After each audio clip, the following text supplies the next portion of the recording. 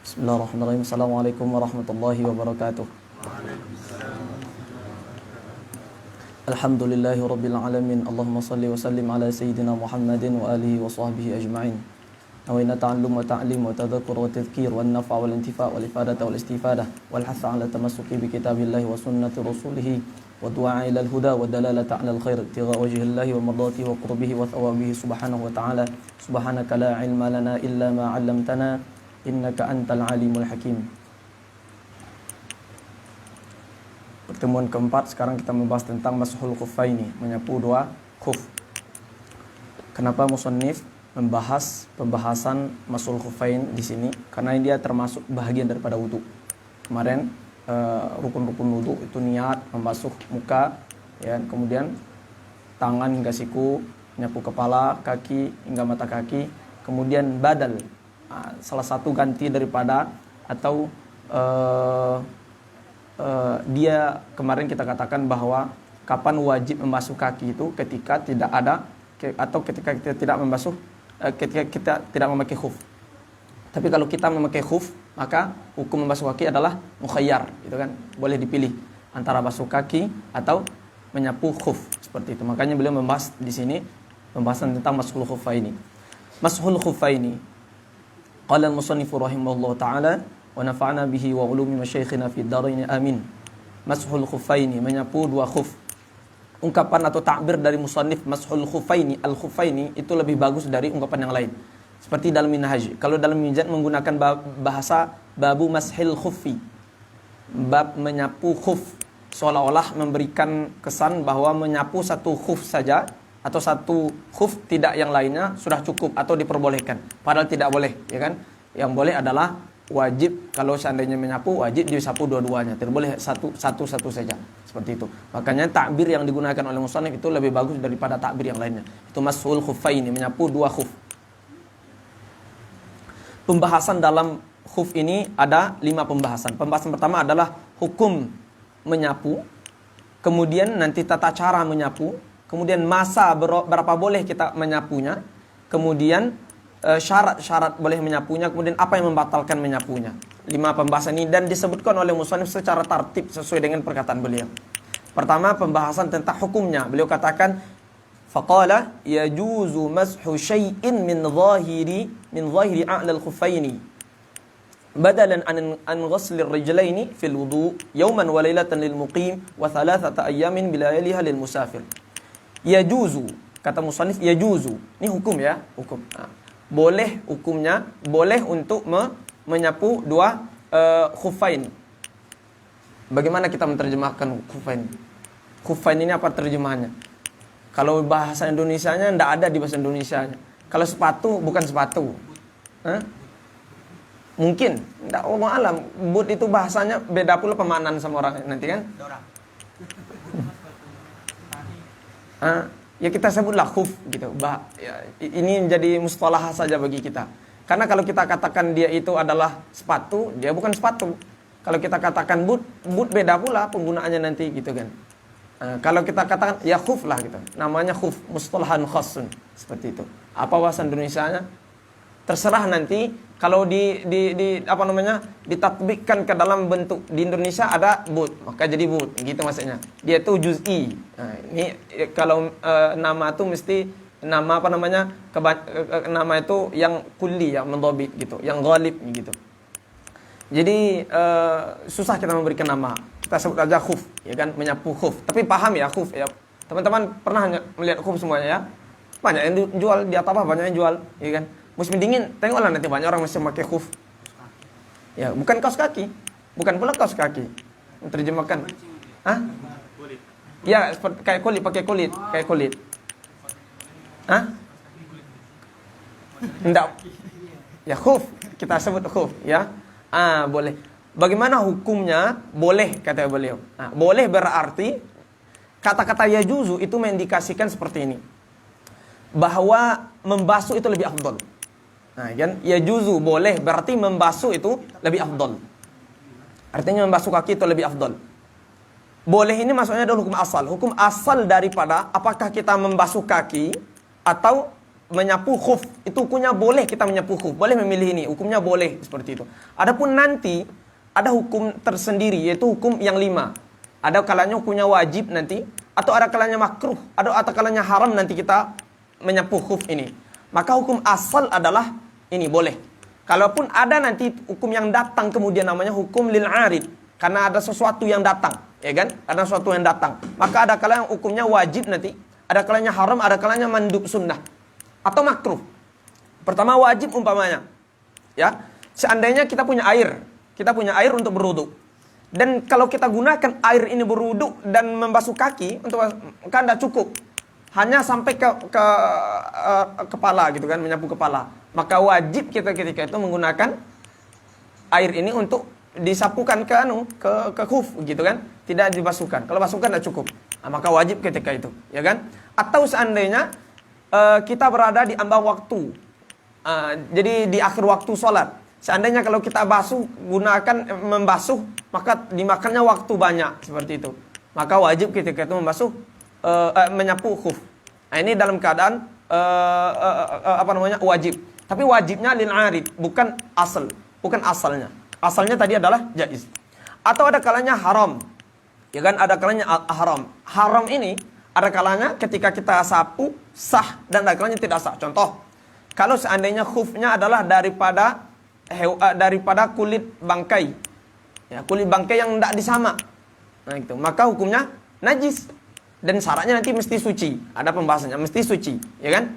Maka hukumnya haram dan tidak sah. Atau ada kalanya haram dan sah. Umpamanya air yang kita gunakan adalah air curian. Ya kan? Air yang kita gunakan adalah air curian. Maka hukumnya sah, ya kan?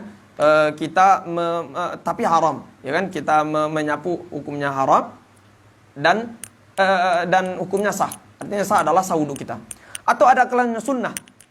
Bagaimana hukumnya sunnah? Umpamanya ada seseorang yang meragukan dalil kesunahan tentang khuf ini.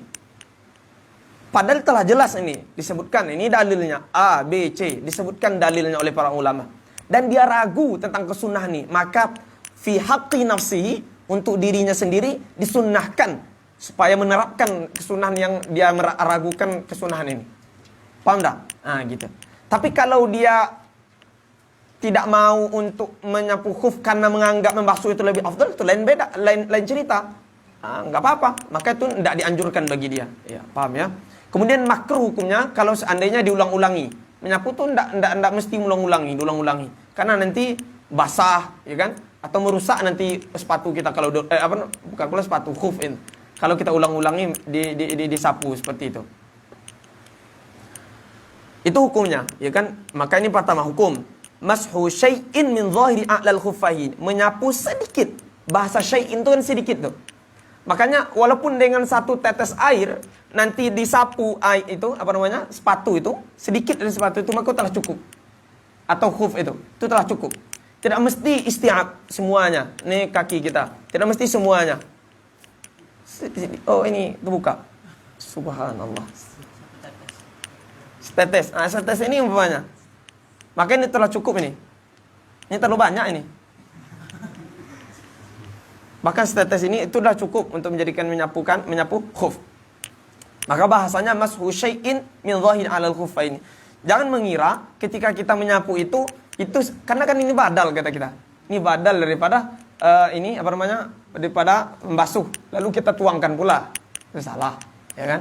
Yang menyapu sedikit saja, sedikit. Ini basah dikit ini. Min zahiri a'lal khuffaini. Menyapunya yaitu dari atas. Dan atasnya itu yang zahirnya. Ini kita. Jangan lagi kebuka nanti. Ini kaki kita. Ini khufnya, ya kan? Ini khufnya. Ada yang kecil tuh enggak? Belakang tuh cuma ambil papan tulisnya.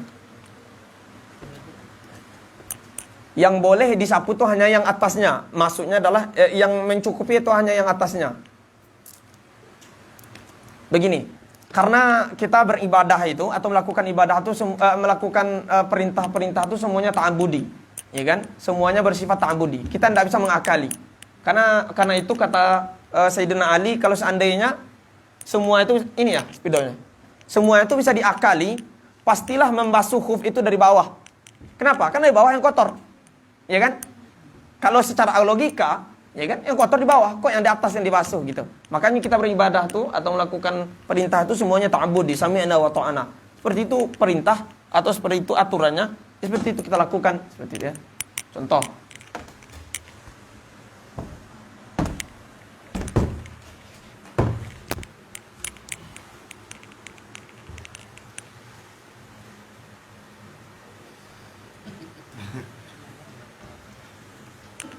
Anggaplah ini bantal ya kan? Ini mata kakinya gitu. Dia pakai khuf di sini. Ini zahir namanya, ini yang zahir. Kalau kita lap di sini enggak cukup. Lap di sini enggak cukup, lap di sini enggak cukup. Mesti di zahir ini yang wajibnya. Tapi boleh semuanya, boleh. Maka ada tata cara nanti kaifiyahnya. Gitu. Maka min zahir a'la al-khufaini a'la al-khufaini. Mantap juga ya. Min zahiri a'lal khufaini. Ini kan a'lal khufaini. Kata beliau min zahiri a'lal khufaini. Khuf. Ini umpamanya khuf orang tuh panjang nih sampai ke atas ini. Enggak ada yang lainnya dari ini. Mati ini. Ada lagi enggak? Ya. Anggaplah dia punya khuf panjang gitu. Ya kan, khuf mahal. Khuf panjang. Ini zahir enggak? Ini zahir nih. A'la enggak? Di atasnya? Data. Cukup enggak kalau di sini? Makanya Syekh Mustafa mentafsir di dalam syarah beliau, al-muhadhiyaini li mahallil fardi minal qidam. Yang cukup, yang zahir itu adalah yang dia itu menerjemahkannya susah menerjemahkannya. Al-muhadhiyain itu begini. Sejajar, yang sejajar dengan yang fardu. Yang fardu mana yang kita wajib dibasuh dari kaki? Dari mata kaki. Ini mata kaki ini. Ini mata kaki, ya kan? Ini mata kaki, terus ke sini. Yang sejajar. Berarti dari sini saja batasnya. Kalau di atas enggak sejajar. Ini udah melewati batas kewajiban yang dibasuh ketika membasuh kaki. Seperti itu. Maka cukup yang di sini saja. Makanya beliau tafsirkan di dalam syarah beliau. Badalan an ghaslir rijlaini. Menyapu khuf ini adalah ganti daripada membasuh dua kaki ketika berwudu. Ketika berwudu, baik wudu wajib maupun wudu tidak wajib. Kita sepakat kemarin, wudu itu ada dua, ada wudu wajib, wudu menghilangkan hadas, ya kan? Untuk sholat, untuk tawaf dan selainnya. Ada wudu namanya wudu sunnah, yaitu wudu tajdid, untuk tajdid wudu. Baik wudu kita wudu wajib maupun wudu tajdid diperbolehkan kita untuk khuf, ya kan? Karena apa alasannya? Itu karena alasan syariat memperbolehkan. Baik karena kita malas umpamanya dingin, biasa kan dingin, masih dingin nanti umpamanya dingin, enggak mau melepaskan walaupun kita hanya tidur di rumah. Gitu kan? Jangan mengira hanya untuk musafir saja. Boleh kita yang di rumah saja boleh menyapu khuf ini seperti itu. Ya. Hanya pada wudu. Kalau mandi enggak boleh. Mandi wajib umpamanya kan? Dilap khufnya enggak boleh. Tidak sah, mesti dibasuh semuanya. Atau menghilangkan najis, kena najis umpamanya berdarah kaki kita umpamanya. Lalu dilap di atasnya tidak sah, ya kan? Mesti dibasuh semuanya seperti itu. Itu tata cara. Jadi tata cara pertama adalah menyapu dari atas, ya, dari atas khuf, di atas khuf yang mana sejajar dengan yang fardu dari kaki yang dibasuh ketika berwudu. Baik wudu itu wudu wajib maupun wudu sunnah. Fil wudu'i yauman wa lailatan lil muqimi. Kemudian beliau masuk kepada muddah. Berapa masa yang kita diperkenankan untuk menyapu ini. Artinya kalau habis masa itu nanti boleh kita tajdid lagi. Gitu. Ditajdid lagi. Apa bahasa Indonesia tajdid ini? Diperbaharui lagi. Diperbaharui lagi. Boleh. Kalau untuk orang yang muqim, kata beliau, 1 hari 1 malam. Maksudnya 1 hari 1 malam adalah 24 jam. Kan maksudnya 24 jam. Kemudian wa thalathati ayyamin bilayaliha lil musafir, dan 3 hari untuk musafir. Maksudnya muqim ini adalah baik muqim yang soleh dia atau tidak bermaksiat di muqimnya. Kita sekarang menuntut ilmu di sini. Kita menjadi muqim. Boleh kita untuk memasul khufah ini. Berapa lamanya? 24 jam. Masanya kalau kita pakai khuf itu. Ini yang pertama. atau bermaksiat di mukimnya. Ya kan? Ada enggak orang bermaksiat di mukimnya? Ada umpamanya? Ya melakukan maksiat ketika dia diam, mungkin berribah atau yang lainnya. Di tempat itu dia bermaksiat. Umpamanya yang contoh yang klasik. Perempuan itu disuruh oleh suaminya umpamanya datang ke sini gitu. Enggak mau dia datang itu. Nusyuz. Dia tidak mematuhi perintah suami seperti itu, ya kan? Maka diamnya si istri ke sana, di sana, ya kan? Tidak mau ikut safar dengan suami, umpamanya maksiat. Nah, gitu. Walaupun maksiat, dia sah untuk melakukan mashul khuffaini. Berapa lamanya untuk dia? 24 jam. Nah, gitu.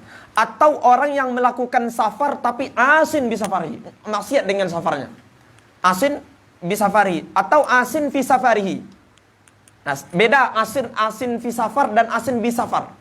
Kalau asin bis safar dari awal tujuannya untuk melakukan membunuh orang umpamanya, untuk mencuri, untuk jadi begal. Dari awal dia melakukan safar tujuannya adalah untuk membegal gitu, melakukan kemaksiatan. Tapi asin fi safar tujuan untuk melakukan haji. Tiba-tiba di tengah jalan tanpa cewek cantik, gitu kan? Salat oleh cantik itu maksiat fi safar, bukan bis safar. Nah, gitu ya. Kalau maksiatnya bis safar dari awal, maka dia hanya boleh yauman walailatan, yaitu 24 jam seperti itu. Atau melakukan safar tapi safarnya adalah safar yang pendek. Safar yang pendek itu adalah safar yang belum boleh di sana untuk mengqashar salat. Nah, ya. Nanti berapa batasnya? Nanti ada pembahasan. Ya, 89,41 kalau tidak salah. 89 kilo 41.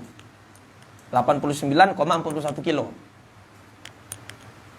Kalau seandainya itu namanya 2 marhalah. Kalau seandainya melebihi itu atau segitu dan lebih, maka itu namanya marhalah atau 2 marhalah atau namanya safar qasir, safar qasar, bukan safar qasir.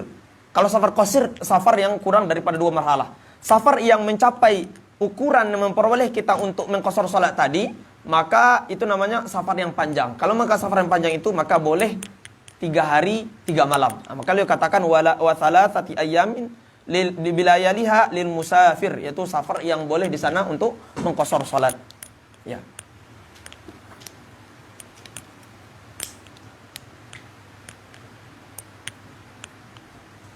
Oke. Kemudian begini, kalau seandainya kita lagi mukim, kita mukim sekarang, lalu kita ingin menyapu, ya kan? Nanti tata caranya menyapu disebutkan setelah ini, yaitu setelah kita berhadas, lalu memakai khuf itu setelah kita berhadas. Bagaimana kalau kita ingin mengulangi lagi atau menambah, memperpanjang, mentajdid mashul khuf ini, memperbarui? Bagaimana tata caranya ditanggalkan sepatu lagi? Kan tata caranya nanti adalah kita tuh mesti suci dulu, ya kan? Setelah suci, ya kan? Suci semuanya sampai kaki, selesai semuanya baru memakai khuf. Setelah memakai khuf, lalu kita berhadas. Ya. Dimulai setelah berhadas itulah masa dihitung berapa lamanya. Nah, gitu. Setelah kita berhadas itu dimulailah kita untuk boleh mashul khuffaini. Berwudu kita setelah itu, ya kan? Setelah berwudu setelah itu baru diperbolehkan untuk mashul khuffaini. Tapi kalau seandainya begini, dia belum memakai sepatu, khuf, belum memakai khuf seperti itu.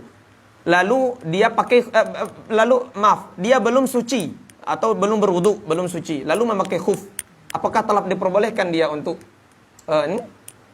mashul khuffain? Belum diperbolehkan. Mesti dia suci terlebih dahulu lalu baru memakai khuf. Lalu bagaimana kalau seandainya salah satunya? Ini yang kita bahas setelah ini. Beliau mengatakan wa tabtadi'ul muddatu min intihai hadats ba'da lubsi.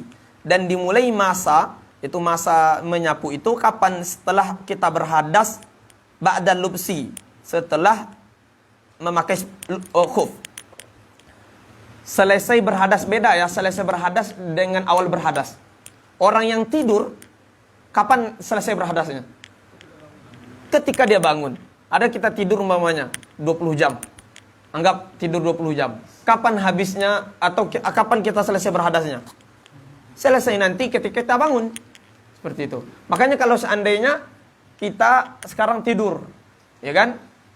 tadi sekarang kita umpamanya memakai berwudu. Setelah berwudu kita memakai khuf. Oke. Setelah memakai khuf kita tidur. Tidur 20 jam. Setelah tidur tuh baru mulai kita menyapu, masa untuk menyapu. Nah gitu. Setelah kita bangun tidur. Karena setelah bangun tidur itulah penghabisan daripada hadas kita. Jadi bukan dari awal kita berhadas. Walaupun ada khilafiyah di antara ulama kita. Ya. Beliau lebih memilih yaitu dari selesainya kita berhadas. Ya kan? Kalau kita buang air, selesai kita buang air. Bukan dari awal itu masa itu dihitung. Tapi setelah selesai habis itu. Karena kalau dari awal itu dihitung, mungkin dia tidur 24 jam umpamanya. Habis masanya. Dihitungnya setelah habis masa hadasnya itu. Bangun tidur umpamanya. Ya kan? Dari awal bangun tidur itulah dihitung masa 24 jam dan 3 hari tadi. 3 hari ini maksudnya adalah 24 kali 3 berarti 72 jam. Dihitung 72 jamnya bagi musafir setelah dia bangun tidur ini umpamanya. Wa tabtadi'ul muddatu min intihahil hadathi ba'dal lubsi. Dimulai masa untuk menyapu ini atau masa yang 3 hari dan 72 jam dan 24 jam tadi adalah selesai dia berhadas ba'dal lubsi. Maka kalau seandainya nih, maka beliau katakan, Syekh Mustafa mengatakan, kalau seandainya seorang itu berhadas setelah dia memakai khuf. Jadi pertama dia berwudu. Ini pertama, berwudu. Kemudian dia memakai khuf. Berwudu lalu memakai khuf. Kemudian berhadas setelah itu, berhadas yang pertama. Setelah berhadas, berwudu lagi. Berwudu dan membasuh kaki di dalam khuf. Boleh enggak membasuh kaki dalam khuf itu? Ya boleh, enggak masalah gitu kan.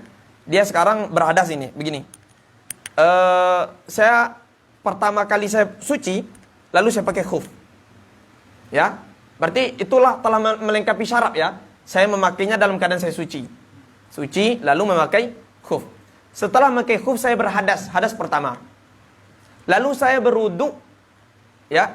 Lalu saya berwudu, tapi berwudu saya tidak masul khuf, tapi saya basuh umpamanya, saya masukkan ke dalam. Setelah itu saya berhadas lagi. Ya, setelah itu saya berhadas lagi. Pertanyaannya, dari kapan dimulainya masa 24 jam itu? Hadas pertama atau hadas kedua? Hadas pertama atau hadas kedua? Hadas pertama. Karena bahasanya ba'dal lubsi. Ba'dal lubsinya kapan? Yang pertama tadi. Seperti itu. Maka dimulai dari hadas pertama seperti itu. Atau seperti ini. Ini berbeda kebalikannya. Seandainya kita berwudu. Lalu setelah berwudu kita pakai khuf. Kemudian berhadas. Sama dengan tadi, berhadas, hadas pertama. Kemudian setelah itu wudu dan pakai khuf. Wudu dan pakai khuf. Kemudian kita tanggalkan khuf kita. Ya, kita tanggalkan khuf, kita pakai lagi. Lalu dari kapan mulainya? Pertanyaannya. Dari kapan mulai masa 24 jam itu dihitung kalau dalam kasus kedua ini? Gimana?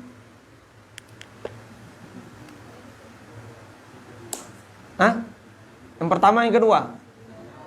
Yang kedua. Kenapa?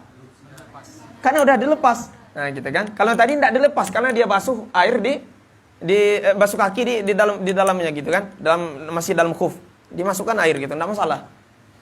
Masalah kedua ini udah dibukanya, ditanggalnya khufnya. Kalau udah ditanggalkan maka mesti diulang lagi. Ya kan, suci dia lagi, kemudian berwudu dia lagi, kemudian berhadas dia baru mulai lagi anunya mashunnya. Gitu. Paham ya? Wa tabtadul muddatu min intihahil hadath ba'dal lubsi. Itu yang pertama. Jadi ada permulaan mashun dan ada ta'in qadr muddah. Ada ibtidaul muddah. Yang kita bahas tadi adalah permulaan muddah. Permulaan 24 jam atau 72 jam itu dari kapan?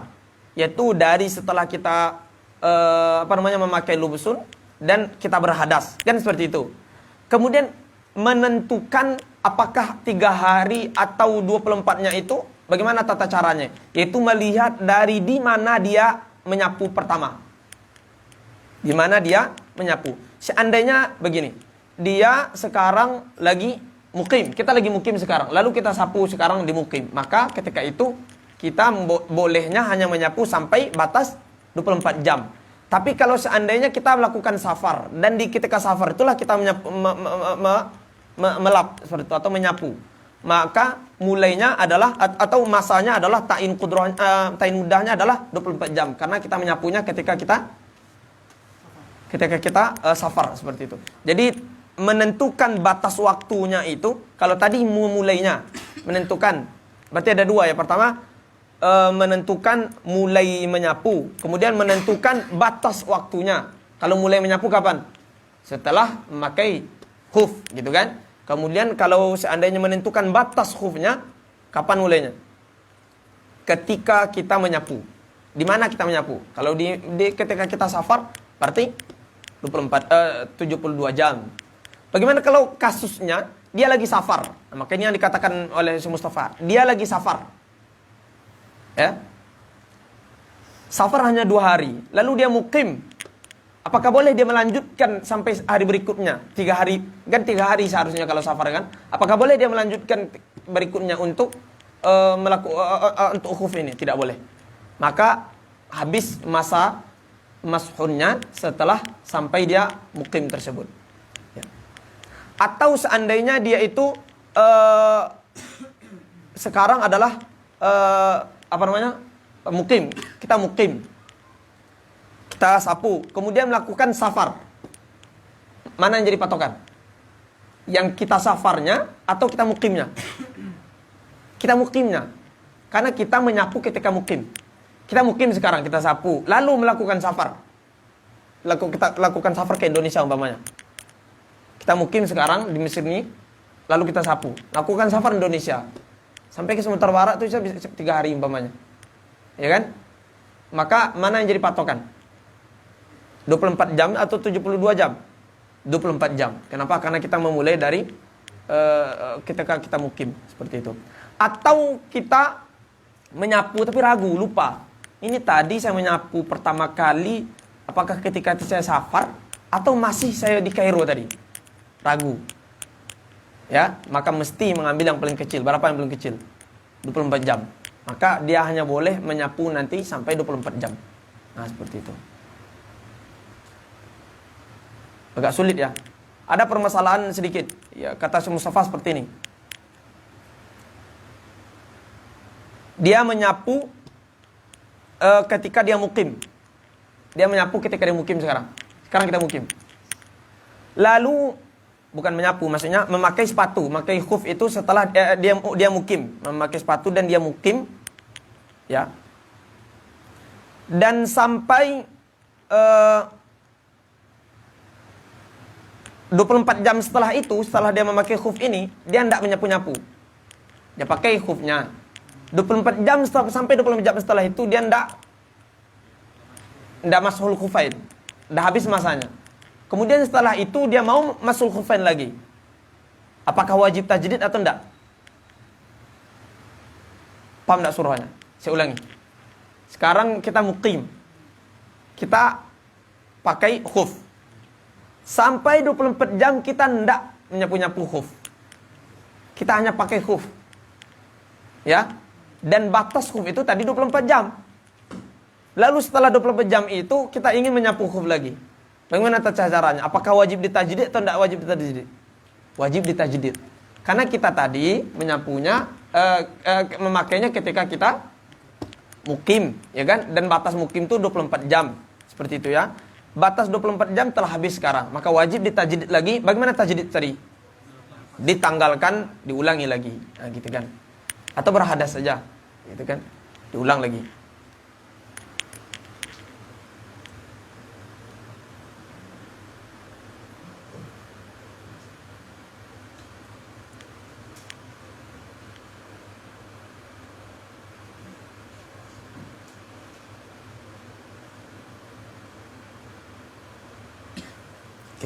Kemudian selanjutnya lakin yushtaratu li jawazil mashi syurutun sab'atun. Ini syarat, ya, syarat diperbolehkan menyapu. Ada 7 syarat. Syarat pertama, ayyul basal khufani ala taharatin kamilatin. Bahwa dia memakai khuf ini dalam keadaan taharah yang sempurna. Suci yang sempurna. Suci yang sempurna. Maksudnya suci sempurna, telah selesai kita berwudu. Maka kalau seandainya kita berwuduk nih, ya kan, Ustadz Basit berwuduk, tapi sampai hanya basuhan kaki kanan. Setelah basuhan kaki kanan, beliau pakai khuf beliau. Sah enggak? Enggak sah. Atau kasus kedua, beliau kaki kanan beliau basuh, kemudian beliau pakai khuf. Basuh kaki kiri beliau pakai pula khuf. Bagaimana statusnya? Apakah sah memakai khufnya atau enggak? Hah? Sah yang kiri saja. Kenapa? Karena yang kiri dipakai setelah taharatin kamilatin. Nah gitu. Kalau yang kanan tadi belum selesai, yang kiri dibasuh gitu kan. Maka mesti memakai khufnya ini setelah sempurna kita bersuci. Memang selesai kita berwudu sempurna, baru kita pakai khuf kita. Ya. Kemudian yang kedua syaratnya adalah ayyakuna qawiyaini, bahwa khuf yang kita gunakan ini kuat. Nah, ini wajib ini. Maka apa tadi? Kaos itu tidak termasuk gitu. Karena tidak kuat gitu kan, dan tidak kuat. Dan juga itu mudah bisa basah gitu kan. Di syarat kuat ini adalah bisa digunakan untuk berjalan. Tatabu al-masyi alaihima, bisa digunakan terus berjalan. Ya kan? Bagaimana patokannya? Lihat bagi mukim dan lihat bagi musafir. Kalau bagi mukim, yang menjadi patokan adalah bagi mukim, yang menjadi patokan adalah taraddud musafir ketika hajatnya. Taraddud musafir ketika hajatnya. Musafir ketika hajatnya maksudnya musafir itu kan enggak berjalan terus dia. Musafir itu dia naik kendaraan, naik kendaraan atau naik, kalau dahulu naik kudanya, naik ontanya, kalau sekarang naik motor kita, ya kan, naik mobil, naik kereta gitu kan, naik pesawat, kan enggak terus kita berjalan melakukan gitu.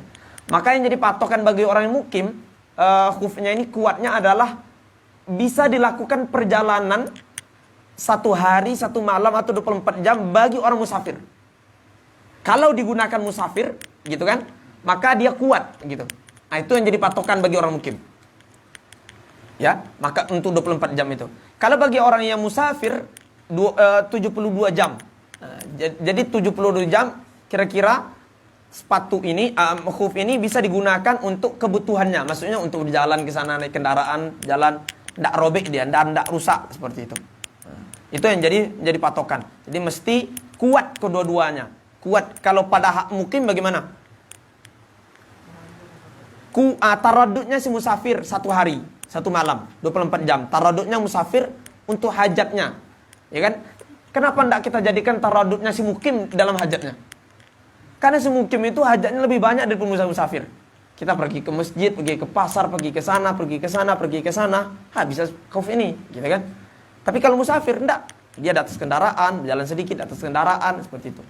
Maka menjadi patokan bagi orang yang mukim adalah taraddudnya, berbolak-baliknya si musafir di perjalanannya selama 1 hari 1 malam atau 24 jam. Paham ya? Kalau bagi musafir yang 72 jam itu adalah taraddudnya dia dalam hajatnya, hajat safarnya, berjalan naik kendaraan, turun naik itu selama 72 jam. Kapasitas kekuatan khufnya. Paham ya? Kalau tidak kuat maka tidak sah bagi si musafir itu. Begitu juga yang tadi bagi si mukim. Ini yang syarat yang kedua, mesti kuat. Syarat yang ketiga adalah ayyakuna mani'aini linufudil ma'i min ghairil kharzi. Bahwa khuf ini mencegah masuknya air, ya kan, dari selain kharz. Mencegah masuknya air adalah kalau kita tuangkan. Jadi khuf kalau kita tuangkan air gitu ke khuf tadi, dia tidak masuk air. Nah, kita tuangkan di atasnya gitu. Dia ngalir ke bawah. Tidak dengan menyapu. Tapi kalau kita masuk air, lalu kita gitukan banyak-banyak kali, sering-sering, lalu dia basah, masuk air, itu bukan jadi patokan. Ya kan? Apapun itu bisa jadi basah itu, kayak gitu. Ya kan? Tapi kalau dengan dituangkan, kita ginikan, dia langsung mengalir. Nah, itu namanya salah satu syarat daripada khuf itu. Dia mesti tidak mencegah masuknya air ke dalamnya. Ya, bisabbi. Jadi maksud daripada linufidil ma ini adalah al-masbub, air yang dituangkan, bukan air yang disapu. kecuali air itu masuk ke dalam liang-liang tempat jahitan. Itu maksudnya min ghairil kharzi itu. Kharzi itu maksudnya al-khiyatah, tempat jahitan. Jadi kalau keluar liang-liang tempat jahitan yang khuf itu tidak masalah. Itu kan itu tidak bisa dihindari. Kan? Pasti ada sedikit-sedikit, maka itu tidak masalah. Ini syarat yang ketiga. Mesti dia itu tidak masukkan air kalau dituangkan air. Kemudian syarat yang keempat, ayyakuna satiraini li mahallil fardi minal jawanibi wal asfali, bahwa dia menutup tempat fardu, ya kan, dari kanan dan kiri. Nah, nih. Bahwa ini apa namanya tadi? Khuf tadi menutup, ini yang wajib ini, yang wajib. Menutup minal jawanib wal asfal, dari bawah dan atas. Nah, ini bawah nih. Minal jawanib ini samping-samping. Kemudian dari bawah. Ini tertutup ini. Kalau terbuka di sini maka sah. Terbuka di sini, terbuka di sini tidak sah. Tapi kalau dari atas umpamanya khufnya panjang gitu. Bisa dilihat dari atas. Sah atau enggak? Sah lah, ya kan? Kebanyakan malah kayak gitu, ya kan? Bisa dilihat dari atas. Makanya Syekh Mustafa di dalam syarah beliau mengkaitkan dengan apa namanya? Dengan mu'dham. Jadi mu'dham yang di atas mesti tertutup.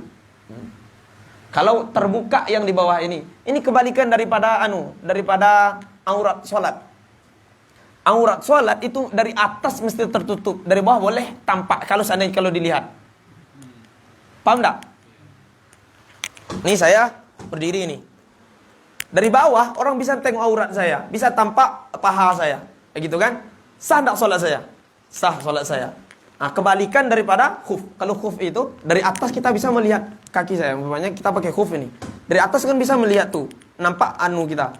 Apa namanya nih? Kaki kita, nampak kulit kita, nampak mata kaki kita. Padahal itu tempat fardu, ya kan? Maka enggak masalah. Ya kan? Maka bahasanya adalah minal jawanib wal asfal. Mesti tertutup dari samping-samping dan dari bawah. Kalau dari atas dilihat enggak masalah. Kebalikan daripada sholat. Kebalikan daripada salat. Aksu auratis salat. Kebalikan daripada aurat salat.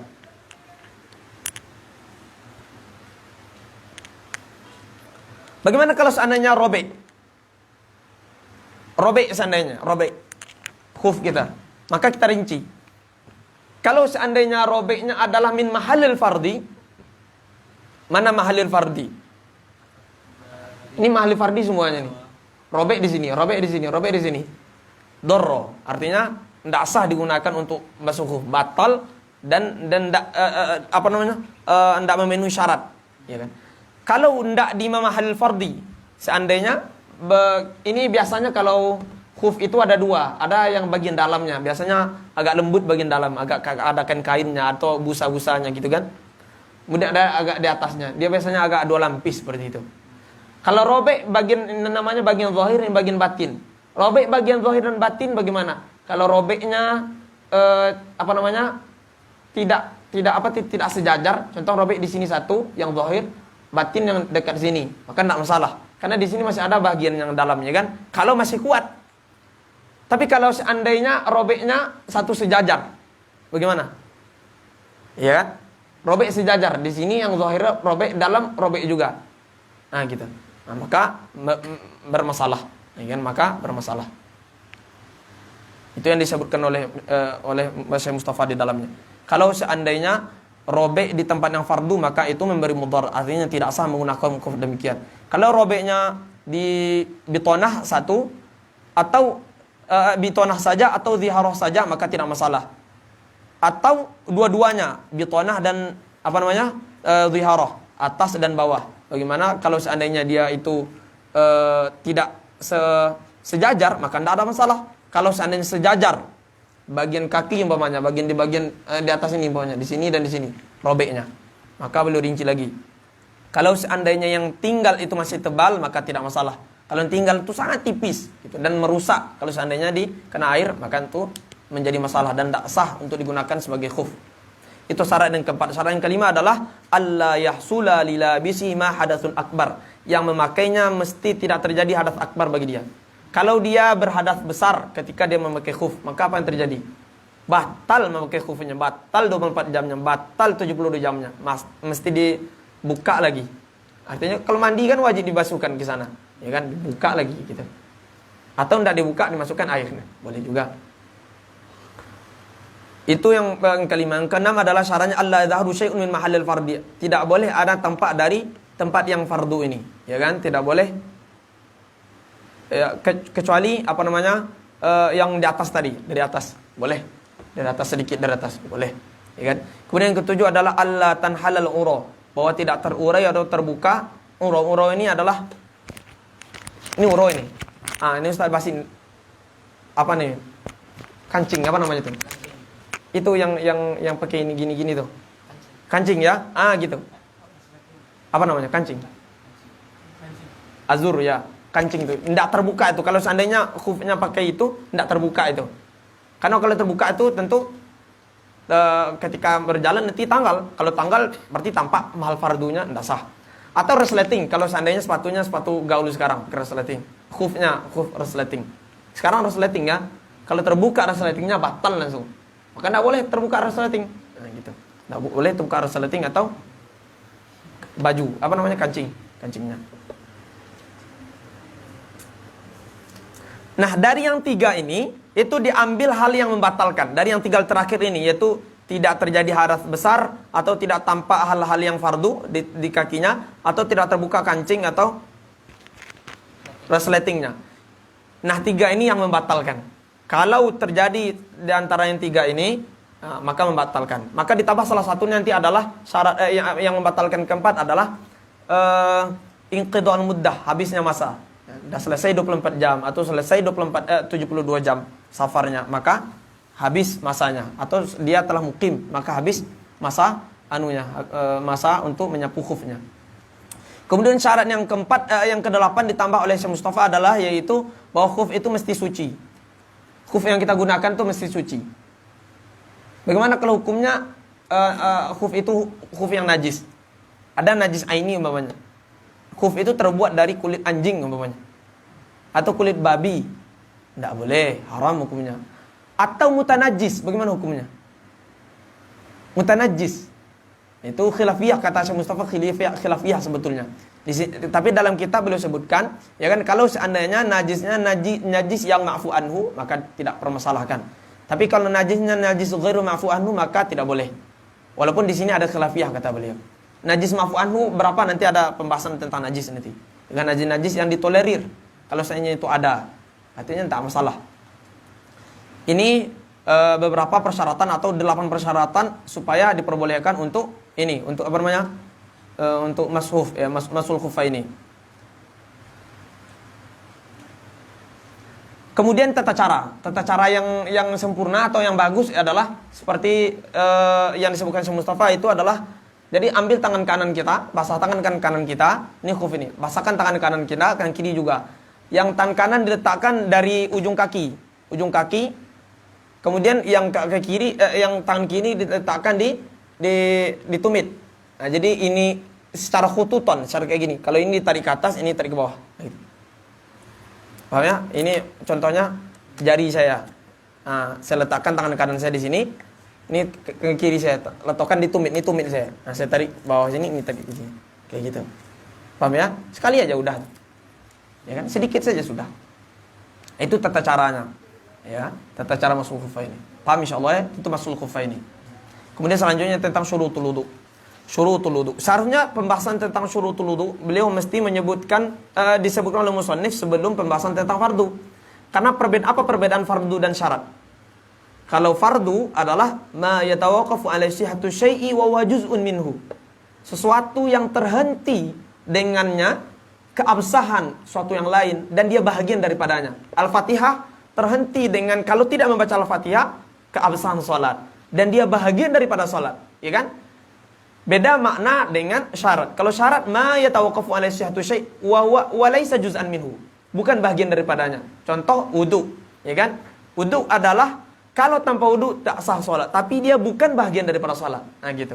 Seharusnya pembahasan syarat muqaddam alal masyrut, ya kan? Rukun masyrut seharusnya didahulukan daripada masyrut atau fardu. Tetapi beliau dahulukan pembahasan fardu kan alasan yang lalu, yaitu karena pembahasan fardu ini adalah maksudun bil dzati atau maksudun bil asalah. Itu pembahasan kitab itu sebetulnya tujuannya menyebutkan fardu. Nah, gitu kan?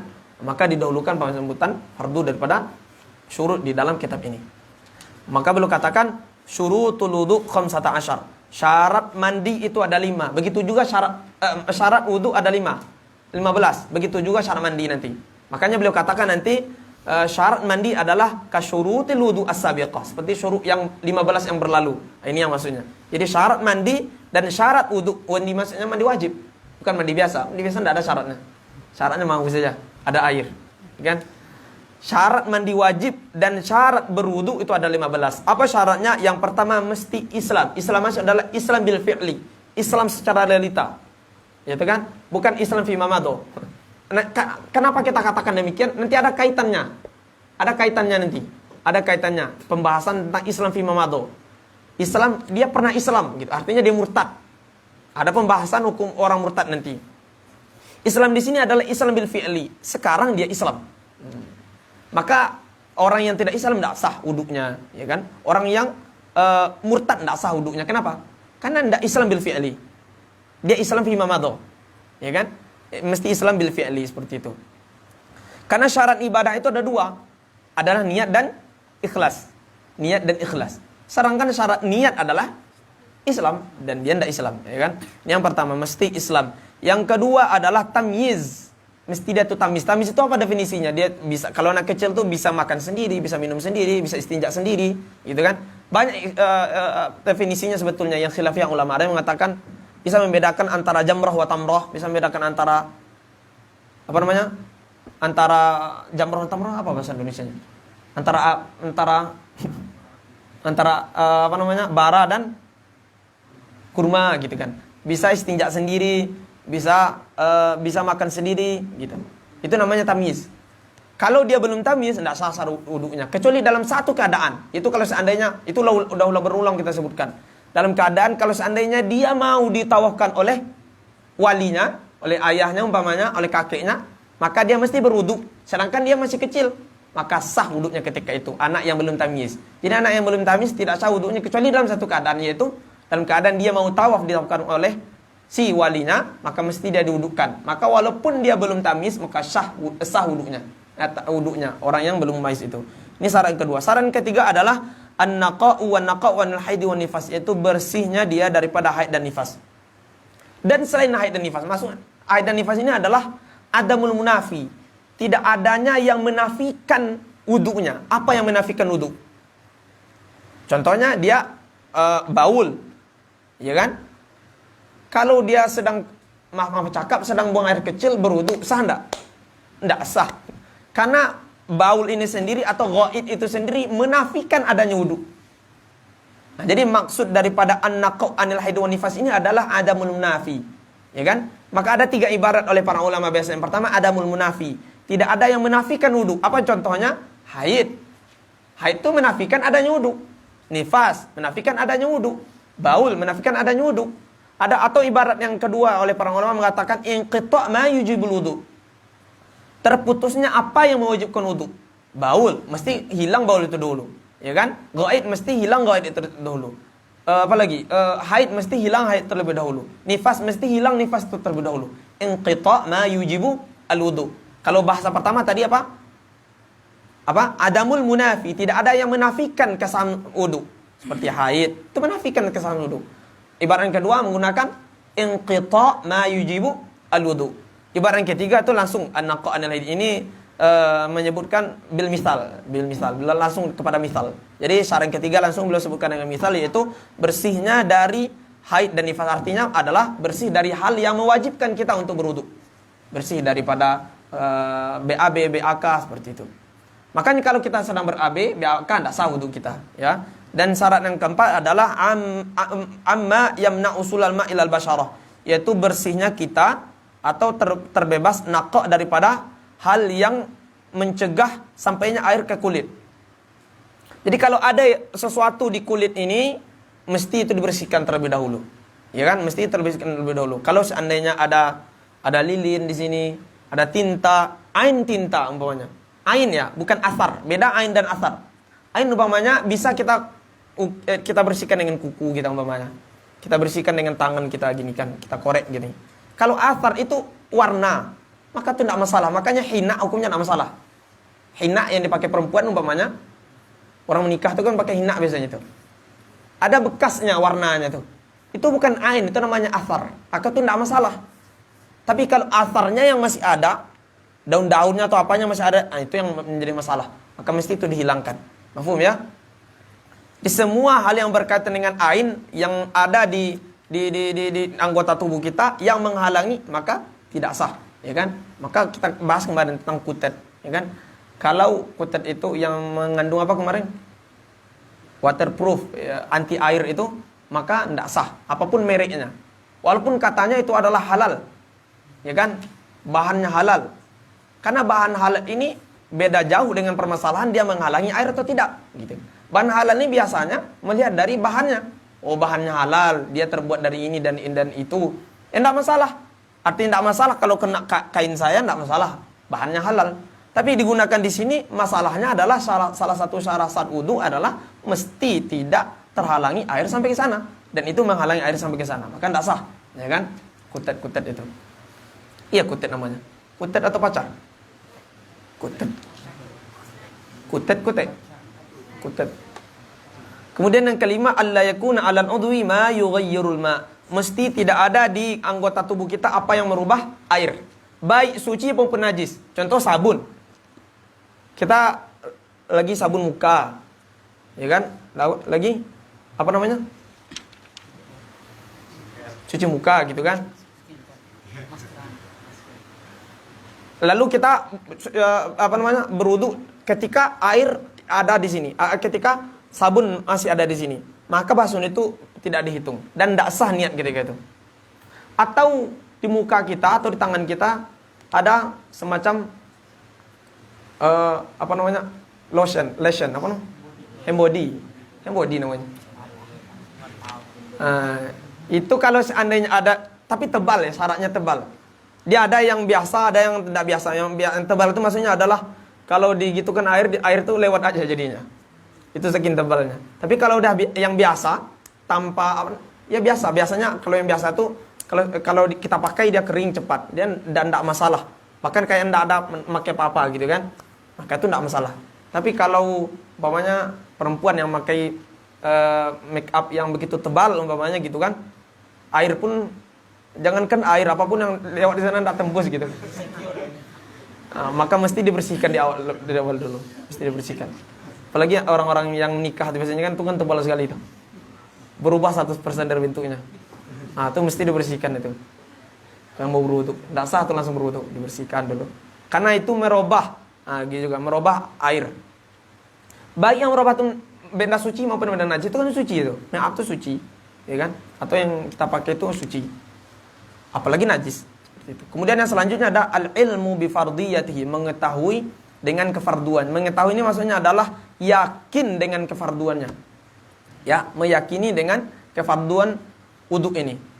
Makanya kalau kita ragu, kita apakah wudu wajib sekarang atau wudu tidak wajib, maka tidak sah. Maka ada pembahasan nanti tahqiqul muqtadi'in banal hal. Jadi kita yakin bahwa wudu kita ini adalah memang wudu kita tadi umpamanya batal wudu kita. Kita tadi tertidur atau kita tadi buang air gitu kan. Jadi wudu kita memang yakin, kita tidak ragu.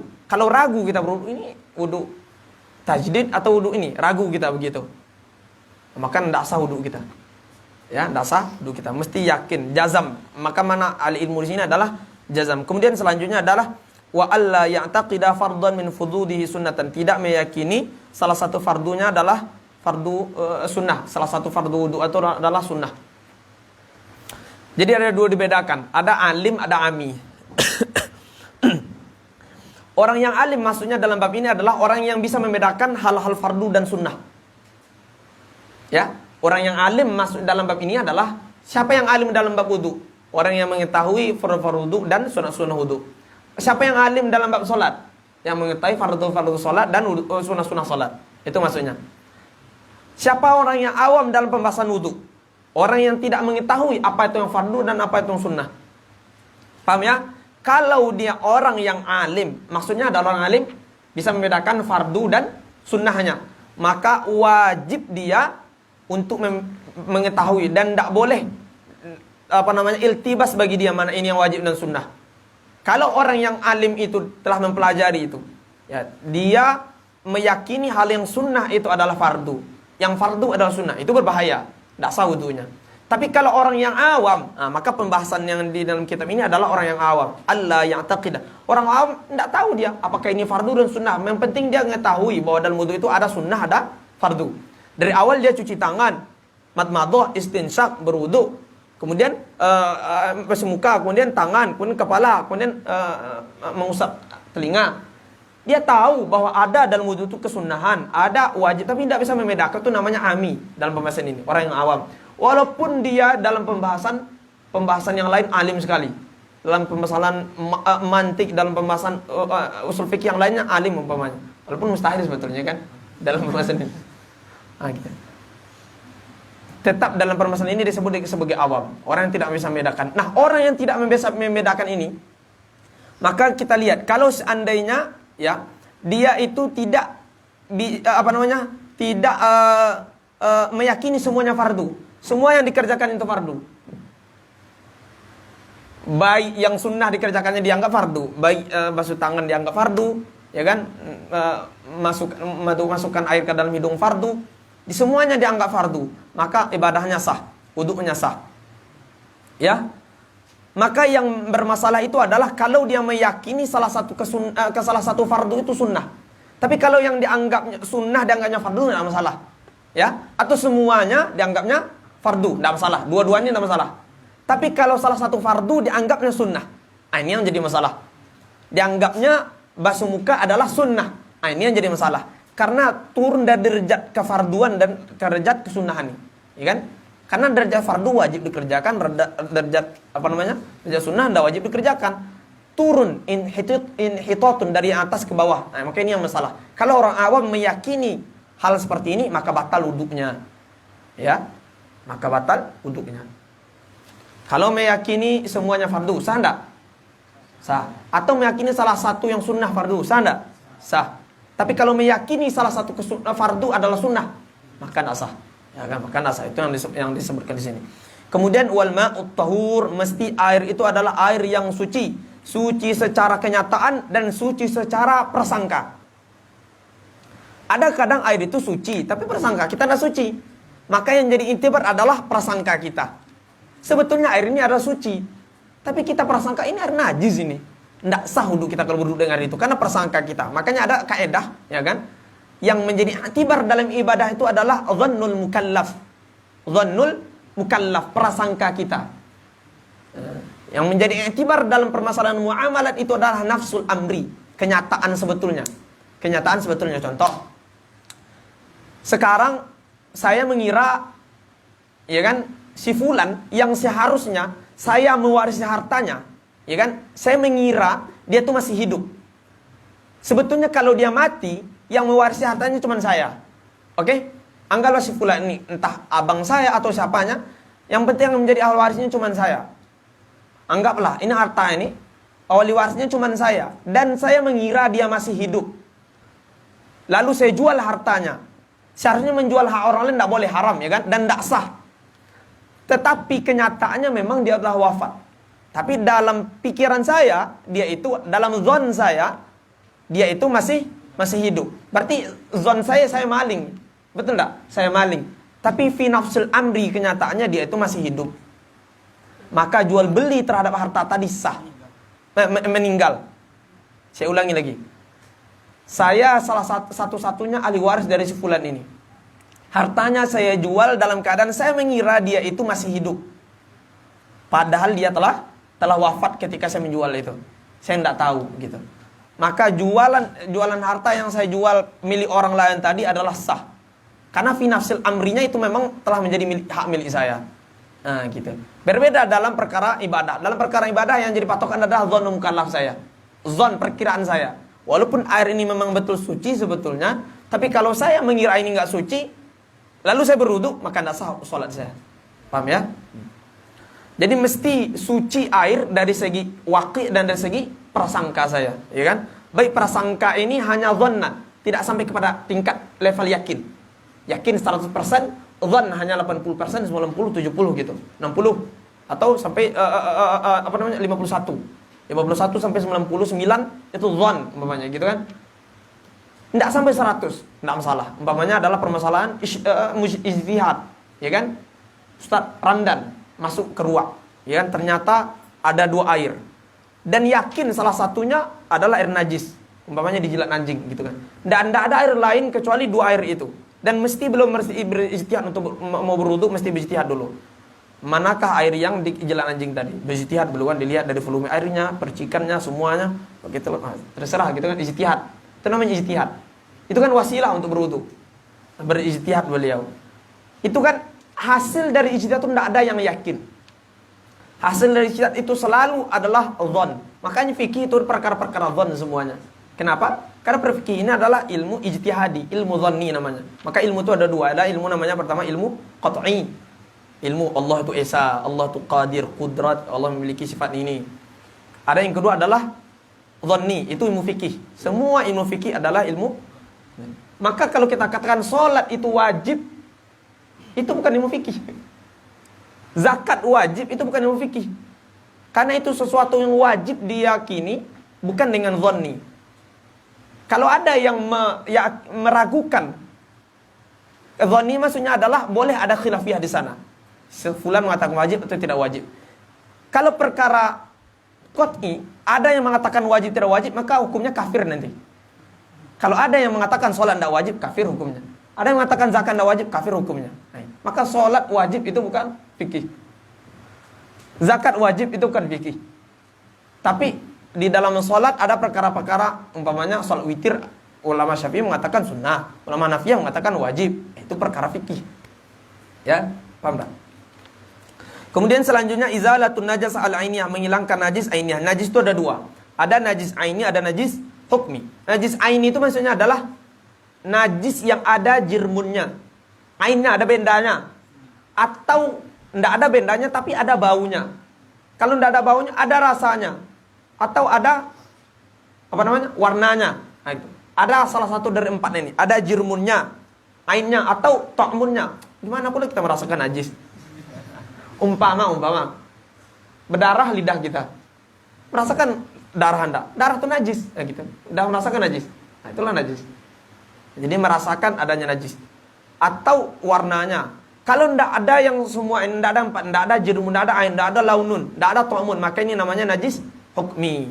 Gitu. Kita tahu di sini umpamanya telah terjadi dikencingkan oleh si fulan umpamanya. Terjadi kasus pengencingan oleh si fulan. Tidak ada baunya, tidak ada ainnya, tidak ada warnanya, tidak ada semua. Tapi semua CCTV melihat situ ada terjadi kasus demikian. Ya kan? Maka ini namanya najis hukmi. Nah, gitu. Bagaimana tata caranya? Dihilangkan. Kalau najis aini dihilangkan semuanya, bendanya dihilangkan. Kemudian selanjutnya adalah jarrul ma ala jami'ul udwi, menghilangkan air, mengalirkan air kepada keseluruhan anggota badan, ya kan? Ya. Bagaimana kaedahnya atau dobitnya tentang mengalirkan ini? Yaitu bahwa an yataqatar ma'anil udhi ba'da ghuslihi. Yaitu setelah kita basuh itu ada menetes dia. Walaupun 1 tetesan. Nah, jadi itu bedanya menyapu dengan membasuh. Beda ghuslun dengan mashun. Ghuslun mesti ada yataqatar walaupun 1 tetesan. Jadi contohnya kita basuh ini. Kalau setelah kita kayak gini nggak ada menetes, itu sapu namanya. Nah, itu menyapu namanya. Tapi kalau setelah kita basuh ada yang menetes, walaupun 1 tetesan, itu disebut sebagai ghuslun. Nah, dan dalam membasuh itu mesti dalam keadaan seperti itu. Jarrul ma. Nah, kita alirkan. Ya.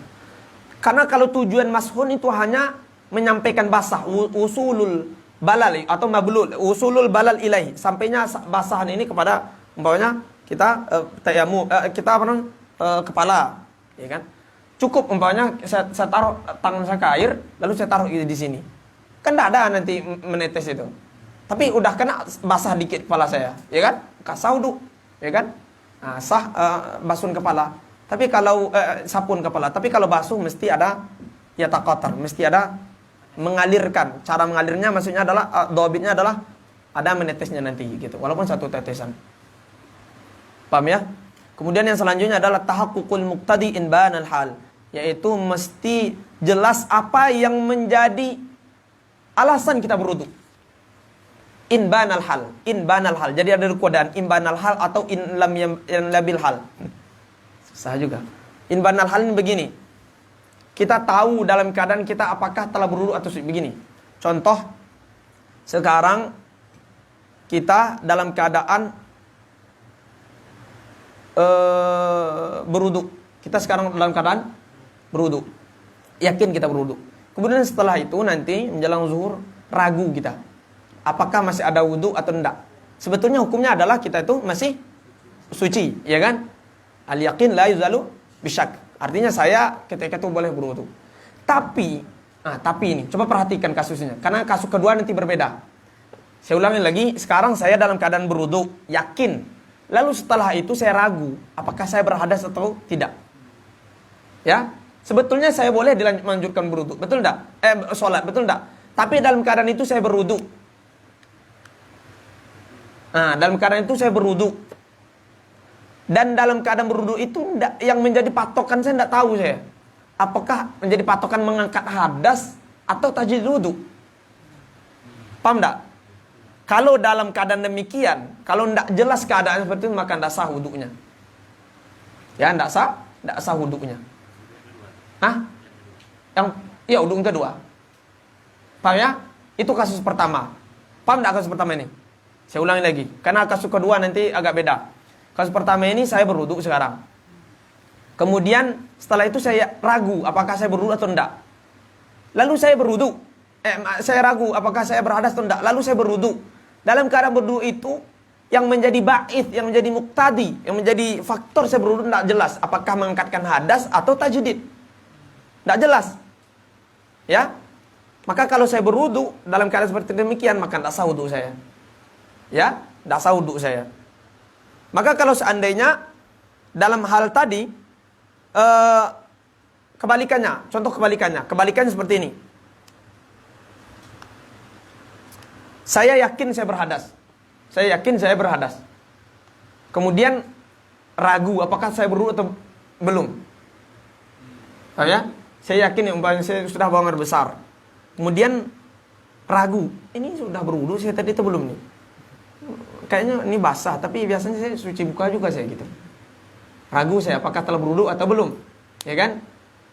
Kemudian setelah itu saya berwudu, maka wudu saya walaupun saya ragu apa yang jadi membangkit muqtadi saya, ya kan? Apakah tajdid atau rafi' lil hadath, maka sah wudu saya. Apa kira-kira bedanya dengan yang tadi?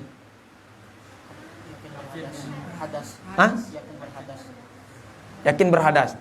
Karena dalam kasus kedua ini, ya kan? Kita tidak dorurinya, ya kan? Kita wajib sholat, wajib berwudu untuk sholat, iya kan? Dalam kasus kedua ini kita dorurinya kita wajib berwudu untuk sholat. Itu dorurah namanya. Kita sholat mesti berwudu untuk dalam sholat. Sedangkan kita ragu dalam keadaan kita wudu atau enggak, gitu kan? Dan yakin dalam kita berhadas. Dan kasus pertama tadi itu enggak ada dorurinya. Bahkan agama mengatakan antum udah bisa mau sholat sekarang, tapi berwudu dalam keadaan ragu. Nah, itu yang enggak sah, gitu ya. Jadi bedanya dalam kasus pertama tadi itu tidak ada dorurinya. Dalam kasus kedua ada dorurinya. Maksud dorurinya adalah tidak. Kalau saya mau sholat, saya mesti berwudu ini dalam kasus kedua ini. Ya kan? Tidak, saya mesti berwudu dalam kasus kedua ini. Tapi kasus pertama tadi, saya sah sholat langsung. Kenapa? Ngapain wudu lagi? Seperti itu. Nah gitu. Paham ya? Berarti di surah pertama dia wudu keduanya nggak sah? Nggak sah wudu keduanya. Iya. Ini kan kita bahas syarat wudu ketika dia berwudu. Kalau dalam keadaan dia berwudu, inbanal hal, keadaannya udah jelas sekarang nih. Apa keadaan jelas tadi? Suci. Kemudian ragu setelah itu.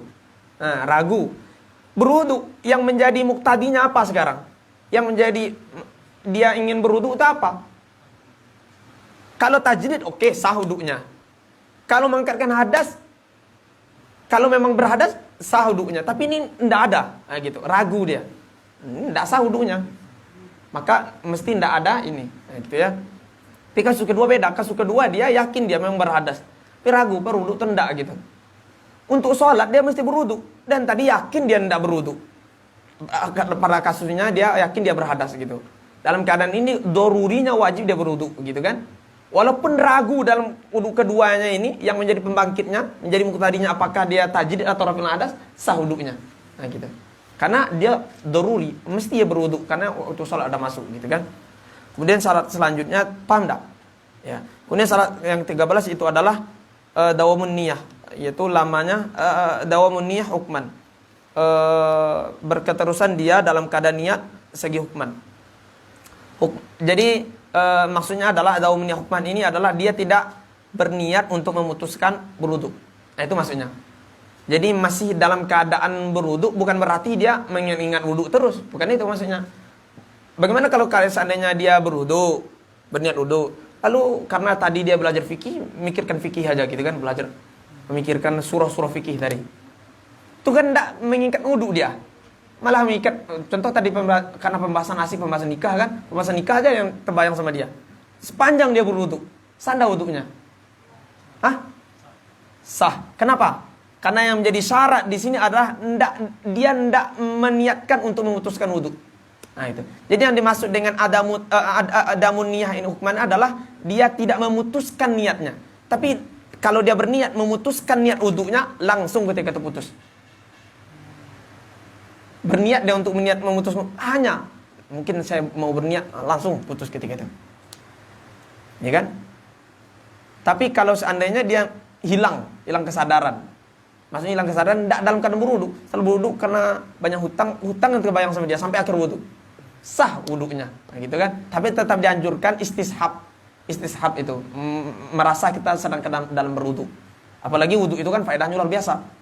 Ketika kita membasuh muka gitu kan, terbayang sama kita sedang terhapus dosa-dosa yang ada di muka, yang dilihat oleh mata, yang dimakan oleh mulut, yang dicium oleh hidung. Semua yang ada dosa yang di sini terhapus semuanya. Di tangan dengan mengalirnya air di sini, hilang dosa-dosa yang dibuat oleh tangan ini, kepala, semuanya seperti itu. Ya kan? Itu luar biasa khusyuknya. Itu yang disebut dengan orang yang man ahsana wudu. Kemudian selanjutnya adalah ada muta'liqiha, yaitu tidak mentaklikkan wudu dengan sesuatu. Yaitu niatnya ini artinya mesti yakin. Ya, tidak boleh ditaklikkan. Maka kemarin kita bahas kalau seandainya dia mengatakan nawaitul wudu insyaallah, bagaimana hukumnya? Ada 3 kemarin kan? Kalau dia niatkan untuk tabarruk maka sah. Kalau niatnya untuk taklik masyiatillah atau hanya diitlaqkan nawaitul wudu insyaallah, hanya menyebutkan insyaallah, maka batal wudunya. Tapi kalau niatnya hanya tabarruk dengan nama Allah, maka sah gitu kan, walaupun sebetulnya tidak dianjurkan. Kemudian selanjutnya yaitu dukhulul waqti wal muwalah lidaimil hadath, masuknya waktu salat dan berketerusan mualah bagi orang yang daim hadath. Tahu yang orang yang daim hadath? Contoh orang sulusul baul, sulusul rih, mustahadah umpamanya, orang haid, orang yang darah istihadah umpamanya, keluar terus, bukan di masa-masa haid, itu kan? Keluar terus. Atau orang yang sulsul baul, keluar terus BAK-nya, keluar terus anginnya. Maka tata cara atau syarat bagi mereka ini tambahan bagi mereka. Untuk berwudu mesti masuk waktu sholat dahulu. Maka kalau mereka berwudu di luar waktu sholat tidak sah. Masuk waktu sholat, azan dulu baru dia berwudu. Ya, baru dia berwudu. Ini syarat pertama. Kalau yang kedua adalah mualah, mesti berturut-turut. Mualah ini adalah berturut-turut. Kalau kita orang yang biasa ini tidak ada baul, tidak ada sulusul baul, tidak ada salisul baul, bukan mustahadah, biasa saja, maka tidak disyaratkan kita mualah. Boleh tidak saya berwudu ini, saya cuci muka sekarang, kemudian pergi saya ke kamar, saya makan dulu, kemudian nanti cuci tangan lagi, sah wudu, karena tidak disyaratkan mualah dalam berwudu itu. Dengan syarat belum kering, ya kan? Belum kering anggota wudu ini. Belum kering itu pun dilihat dari kondisi. Mungkin dari kondisi waktu, sekarang musim panas umpamanya, cepat kering. Atau keadaan tubuh kita yang panas umpamanya kan, cepat kering umpamanya. Enggak, yang dipandang itu adalah yang biasa. Kalau seandainya badan kita umpamanya cepat mengeringkan itu, maka enggak masalah. Ya kan? Walaupun udah kering, bisa kita tetap lanjutkan wudu. Karena yang jadi patokan itu adalah suhu tubuh dan tempat waktu yang mu'tadil, yang biasa. Jadi kalau badan kita yang panas cepat mengeringkan air umpamanya, maka itu tidak jadi patokan. Makanya kalau kita cuci muka nih, pergi ke kamar makan, masih ada basah-basahan di sini, ya kan? Lalu nanti lanjut di sini, lanjut makan lagi. Kemudian balik ke kamar lagi, masuk ke kepala kaki. Tidak masalah. Karena tidak syaratkan mualah ketika berwudu bagi kita. Tapi bagi orang yang daimul hadat, wajib mereka mualah. Mualah dari semuanya. Dari masuk waktu sholat ke berwudu. Dari wudu ke dari masuk sholat ke istinja gitu kan. Istinja ke berwudu. Wudu ke sholat. Nah gitu kan. Sholat semuanya mesti itu mualah berturut-turut. Tidak boleh mereka setelah berwudu gitu kan main Mobile Legends pula sebentar dulu. Nah, kemudian langsung sholat. Nah, itu tidak boleh. Sholat setelah itu tidak boleh, ya kan? Bagaimana kalau seandainya dia tuh menunggunya hanya untuk kemaslahatan sholat, umpamanya dia berwudu, masuk waktu sholat berwudu, istinja, berwudu, mesti wajib istinja dulu kan karena dia salis, istinja, kemudian berwudu, setelah berwudu menunggu iqamah, boleh enggak? Kalau untuk kemaslahatan sholat lam yadur, maka tidak masalah, maka sah, atau tidak, walaupun masih menetes, itu pasti menetes kan itu daim, orang yang selalu berhadas. Selalu menetes gitu, maka tidak masalah, ya tidak masalah ketika itu, ya kan? Kalau kita bagi orang-orang yang biasa tidak disyaratkan untuk mualah, ya kan? Wallahu a'la wa a'lam. Subhanakallahumma wa bihamdika, asyhadu an la ilaha illa anta, astaghfiruka wa atubu ilaik. Allahumma shalli afdhalas salat